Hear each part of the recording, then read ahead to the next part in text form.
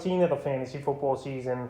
And here's a few tight ends I have as sleeper options this week. The first guy, Ricky Seale-Jones of the Washington football team. So now it's known that Logan Thomas is out for the season. And Thomas, he was a good tight end, no doubt about it, but the injuries have been the problem all year for him. So the few games early in the year, Ricky Seale-Jones filled in for Thomas. Week 6 versus Kansas City, 4 catches, 58 yards, a touchdown. Week 7 at Green Bay, 6 catches, 51 yards. And Week 8 at Denver, not a good game, 2 catches, 12 yards. But right here this week, a pretty decent matchup for Ricky Seale-Jones versus the Dallas Cowboys in Week 14. That give up the 11th most fantasy points to tight ends on the season. So right here, he's been banged up as Ricky Seale-Jones with the hip injury, but he's been practicing, he's been limited, and right now they need him over here.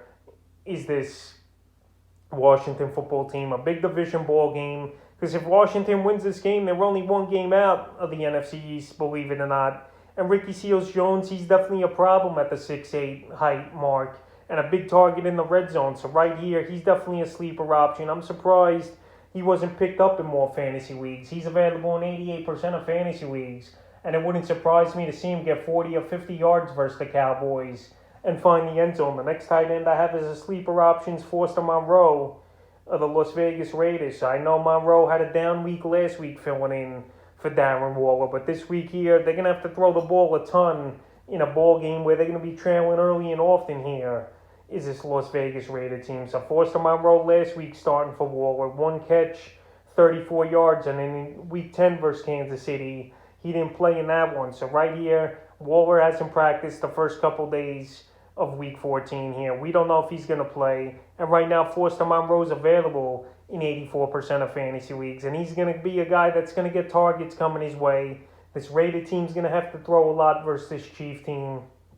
And the Chiefs do give up the 8th most fantasy points to tight ends on the season. So right here, Foster Monroe, I think, could be a decent sleeper option at the tight end position, even though he came off a bad game in Week 13. And the third and final tight end I have as a sleeper option this week. Nick Vannett of the New Orleans Saints. And Nick Vannett, I've mentioned him the last couple weeks as a waiver wire add at the tight end position. But right now, he's still available in 100% of fantasy leagues, which is a little surprising to me. So the last couple weeks here for the Vannett since Trautman went down with his injury. Week 12 versus Buffalo, 1 catch, 11 yards, a touchdown.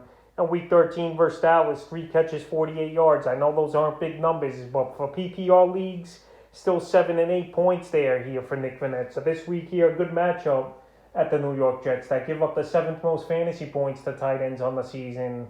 And right here, Taysom Hill's most likely going to start. And he likes hitting those short routes to the tight end. So I think Nick Vannett in this game could get anywhere from 6 to 9 fantasy points in PPR leagues. And he's definitely a tight end that's a sleeper, that he's available in 100% of fantasy leagues. So that's a few tight ends I have as sleeper options for Week 14 of the fantasy football season.